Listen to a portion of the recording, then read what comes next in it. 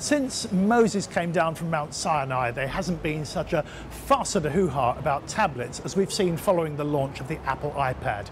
Incredibly, we're only 18 months into the tablet era, and yet already the iPad and its 100 or more imitators have completely redefined computing. Funnily enough though, even in this vibrant market, it's not at all hard to define which are the serious players and which are the also-rans. These two tablets, the iPad 2 and the newly launched Samsung Galaxy Tab 10.1, are clearly emerging as the best of the bunch. Now, the iPad 2 you probably know a little bit about. It's been out for several months, and these days even a month is a long time in electronics. So I'm going to look briefly at the Samsung, which is obviously less familiar because it's brand new.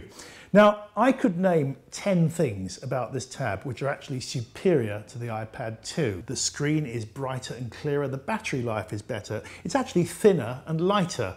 Also, it has this lovely rubberized back, which means it actually feels a little bit better in the hand. However, it's got one major strike against it. It's not an iPad. Now, that's just not my personal problem. I've just been looking almost randomly at this report from the States. Tablet buyers only want the iPad, report says, and it's quite graphic. There we see that 94.5% of buyers say they want an iPad, and the rest are almost negligible. So I suppose the real problem is for anybody trying to bring out a rival tablet is that if the other guy invented the wheel, how are you going to reinvent it?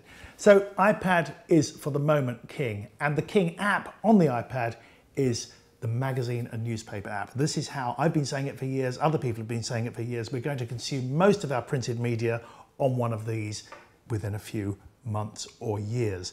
Now, since we happen to be talking about magazines and newspaper apps for the iPad, why don't we just take a look at this random icon which has just sprung up on the iPad in my hand. Strangely, it says how to spend it. Click there, and yes, we are into the how to spend it iPad app. And it's not just a question of being the magazine reproduced in iPad form. It has much more than that. Now, amongst the many remarkable features of this app is this. Now, I'd be the first to admit that if I'm looking for a particular reference to something which appeared maybe 10, maybe 20, maybe 50 editions ago in How to Spend It, it can be quite hard to plow through an entire pile of them looking for it. In fact, it's nearly impossible. Now, because of the app, we have this new search function here where you can go through the content of all of the last 60 editions, and then of course the content from the new editions as they come out will be added.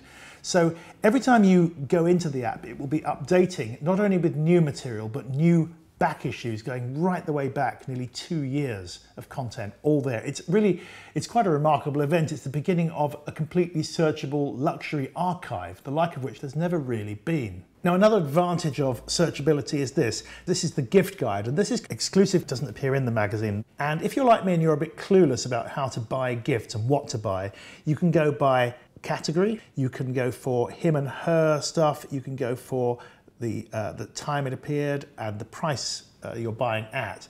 So it's a comprehensive guide. There are something like 700 inspirational gift ideas currently on there, and of course they will be building and building and building as the months go by. Now, at this stage, you may be wondering what kind of investment am I going to have to make to have this app? Now, look, we're called How to Spend It, but I'm sorry to disappoint you on this occasion because the cost is actually absolutely nothing. It's completely free, both to download and to update on a daily basis with all our exclusive new content. So there we have it. This is How to Spend It, the app. It's our beautiful new baby. I know I would be inclined to say this, having a vested interest in it, but it is a thing of beauty, even though it has me on it, I'm afraid. Thank you very much for watching. I hope you love our new innovation.